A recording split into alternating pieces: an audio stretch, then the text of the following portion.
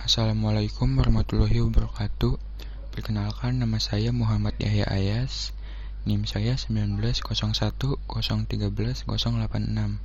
Saya dari kelas Informatika D, mata kuliah Sistem Operasi. Saya mengerjakan ini tugas UAS saya. Kita akan membahas tentang sistem keamanan jaringan. Sistem keamanan jaringan adalah suatu sistem yang memiliki tugas untuk melakukan pencegahan dan identifikasi kepada pengguna yang tidak sah dalam jaringan komputer.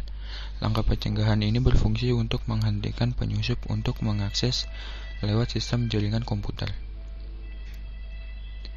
Tujuan dari dilakukan sistem keamanan jaringan komputer adalah untuk antisipasi dari ancaman dalam bentuk fisik maupun logik, baik secara langsung atau tidak langsung, yang mengganggu sistem keamanan jaringan.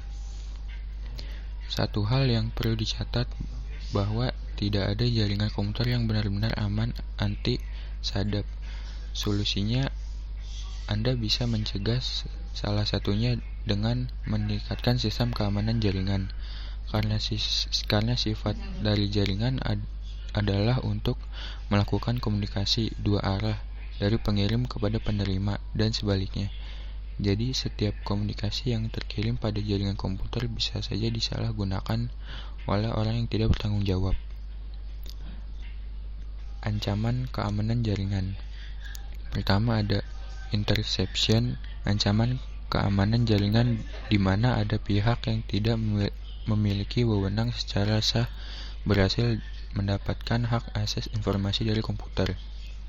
Kedua, interruption.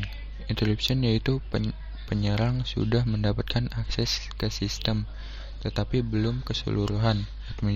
Administrator masih bisa tetap login ke sistem.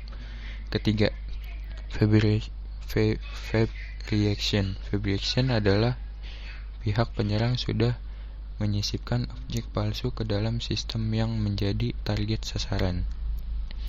Keempat, modification. Ancaman keamanan yang terakhir adalah pihak penyerang sudah merusak sistem dan mengubah keseluruhan dari sistem.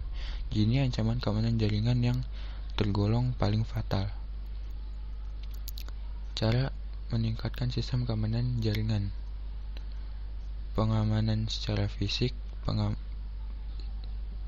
secara fisik bisa dilakukan dengan menempatkan perangkat hardware berada di lokasi yang aman dan mudah diawasi. Selain itu, gunakan ruangan yang bersih, jika perlu yang memiliki AC agar tidak ada debu dan lembab.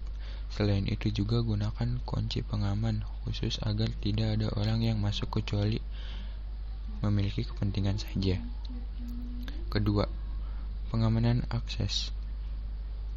Agar tidak terjadi penyalahgunaan akses, maka sebagai seorang administrator, Anda harus memberikan akses kepada orang yang berhak saja, dan jangan lupa membuat username dan password yang unik. Ketiga, pengamanan data.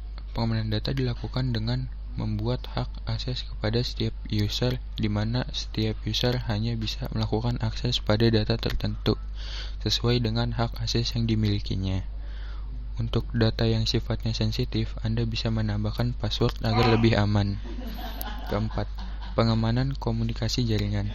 Pengamanan komunikasi jaringan bisa dilakukan dengan mengamankan setiap komunikasi dengan menggunakan kriptografi, di mana data-data yang sensitif bisa dienkripsi agar aman saat proses pengiriman dan penerimaan data. Sekian yang saya jelaskan. Terima kasih sudah menonton.